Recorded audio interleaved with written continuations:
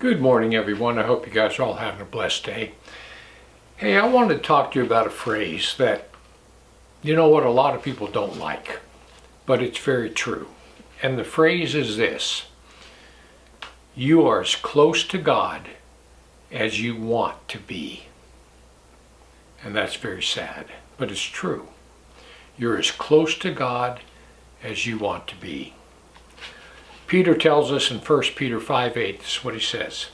He says, be sober, be vigilant, because your adversary the devil, as a roaring lion, walks about seeking whom he may devour. Peter tells us to be sober and to be vigilant because the enemy is lurking in the shadows. We have two great enemies lurking in the shadows. Number one, we have fallen angels. And number two, we have the demonic host. They are not the same. A lot of people think they are. Fallen angels and demonic host are not the same. Fallen angels are very powerful, very majestic beings, even though they're in a fallen state. The demonic host are the disembodied spirits of the Nephilim. Angelic fathers, human mothers. They died out in the flood. Those are the disembodied spirits. So Peter tells us to be vigilant because these entities are lurking in the shadows. When he says be sober, that means not drunk. Don't be intoxicated. You need to be clear-headed at all times so you can recognize the attacks of the enemy. Being vigilant means you're to be alert. You're to know it's going to happen, so you're ready for it. You're alert, you're ready. James 4:7-10 says, submit yourselves therefore to God, resist the devil, and he will flee from you. Draw nigh to God, and he will draw nigh to you. Cleanse your hands, ye sinners, purify your hearts, ye double-minded. Be afflicted and mourn and weep. Let your laughter be turned to mourning and your joy to heaviness. Humble yourselves in the sight of the Lord, and he will lift you up. This is my question to you right now. And be honest with yourself. How are you doing spiritually? How is your life? How are you doing? Let's go back 1 year. Are you closer to God today, right now, than you were a year ago?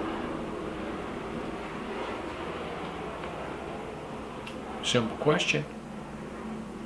Most people, if they're honest, will say about the same.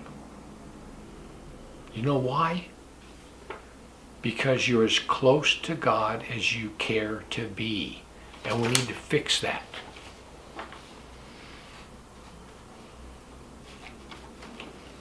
So how do you draw closer to God? How do you do it? Well, you know what? It's really very simple. There's only 3 steps to it. Right now, I want you to be closer to God next week than you are right now. I want you to be closer to God a month from now than you are right now. I want you to be far closer to God a year from now than you are right now. 3 simple steps that will allow you to draw closer to God. You know what we call that? We call that closing the gap. This is you. This is God. This is all the junk in your life that doesn't belong there. Well, if you're as close to God as you care to be, it's because there's junk in here that you don't want to get rid of. So you're as close as you want to be. But if you want to get closer to God, you got to get rid of the junk. Guys, this is not rocket science.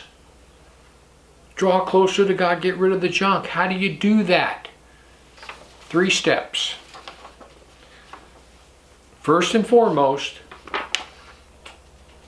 you have to develop your prayer life. You have to pray a whole lot more than what you're doing right now. You have to set aside a time in the morning, at night, whenever that is. You need to set aside a time where you can sit there and talk to God. Guys, you need to tell God about everything. Anything you're worried about, you need to pray about. You should have no worries in your life. Anything you're worried about, you need to pray about. Look at all the people in your life you need to be praying for. First step, you have to develop a prayer life. Step number 2, you have to get into God's Word. People, every born-again believer needs to be reading the Bible every single day. Every single day. Even if it's just to crack it open to begin with and spend 15 minutes.